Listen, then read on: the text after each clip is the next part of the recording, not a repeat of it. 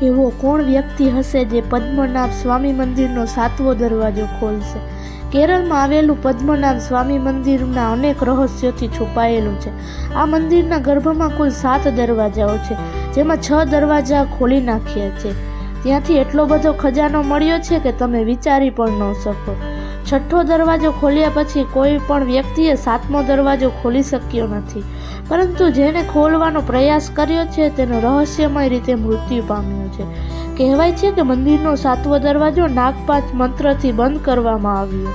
આ દરવાજાની પાછળનું રહસ્ય જાણવા માટે લોકોએ દરવાજા પાસે કાન રાખીને સાંભળ્યું તો ત્યાંથી અનોખો અવાજ સંભળાયો, જેથી લોકોની માન્યતા એવી છે કે આ દરવાજો સીધો વિષ્ણુ ભગવાન પાસે પહોંચવાનો રસ્તો છે. જો તમે હિન્દુ હોવ તો કોમેન્ટમાં વિષ્ણુ ભગવાનની જય લખવાનું ભૂલતા નહીં, અને આવા દુનિયાના ખૂણે ખૂણાના રહસ્ય જાણવા માટે મારા ચેનલને સબસ્ક્રાઈબ કરો.